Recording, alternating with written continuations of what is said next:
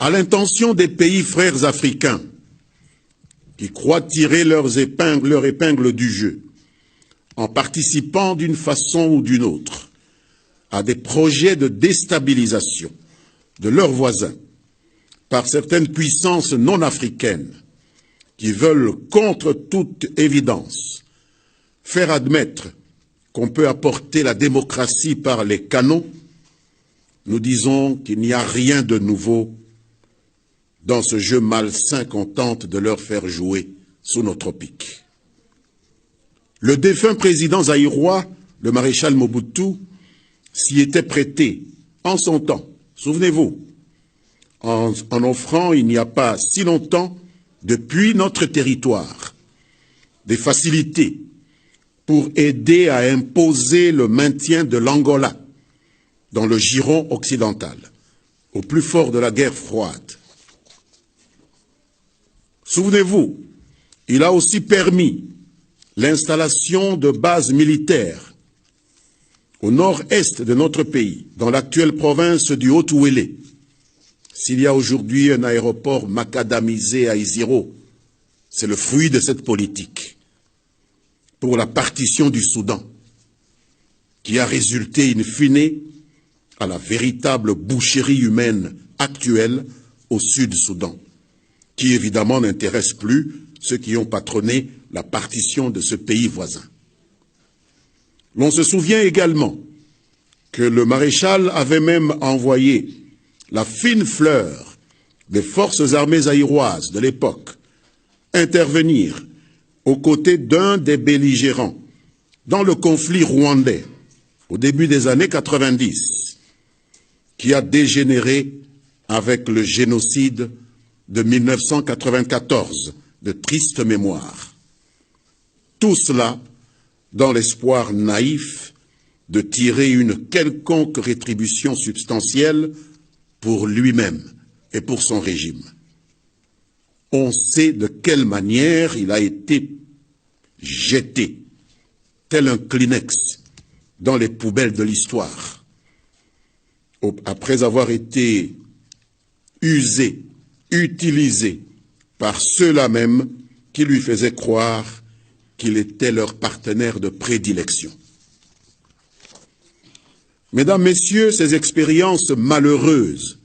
très récentes, devraient inspirer la génération actuelle des dirigeants africains à comprendre ce qui suit. Premièrement, les États n'ont que des intérêts,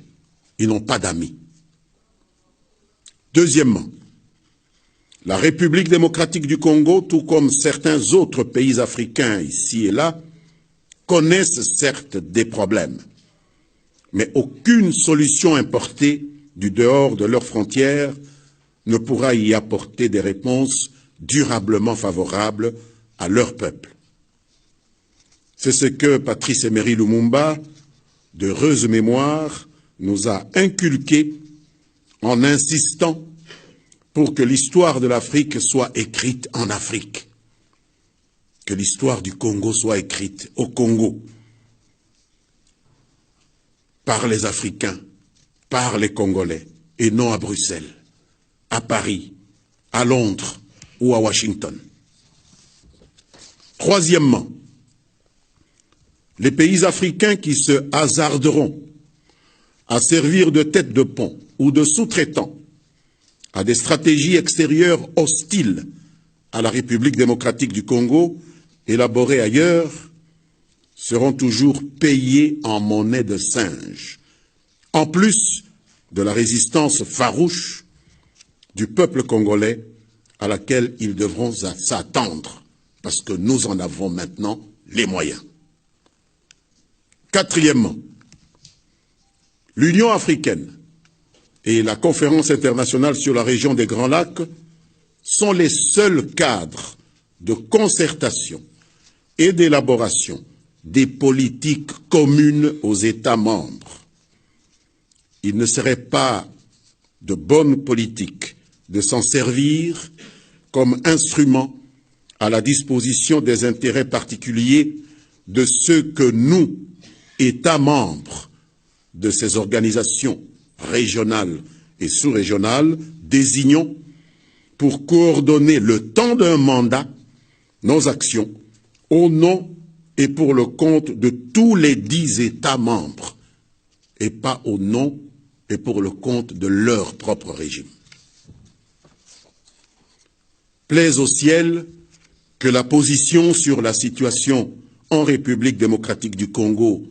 dont a parlé le président français soit celle définie par ces organisations régionales et sous-régionales en plein accord avec la République démocratique du Congo elle-même, qui de ce fait ne pourra que la soutenir, et non pas celle particulière aux 2 États membres cités par M. le Président Macron dans sa déclaration. Si tel n'est pas le cas, le peuple congolais s'assumera, comme par le passé, car la sagesse africaine nous apprend, je vous le répète, je vous l'avais dit ici une fois,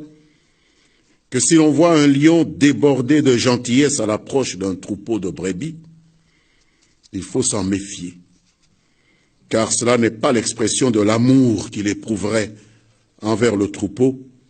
mais plutôt celle d'un appétit vorace, dissimulé derrière un simulacre de compassion qui cache mal sa réputation de prédateur. Et lorsqu'un prédateur se met à jouer au vigile ou au protecteur dans la proximité de la bergerie, il revient au berger de redoubler de vigilance. Les Congolais ont donc tout intérêt d'aiguiser davantage le sens de leur patriotisme pour ne pas retomber dans ce piège de l'allégorie du lion. Ici, le piège de ceux qui, depuis certaines capitales occidentales, font semblant de jouer au médecin perpétuel au chevet de leur patient éternel, la République démocratique du Congo. Voilà la communication que j'avais à vous faire au nom du gouvernement de la République démocratique du Congo. Je vous remercie.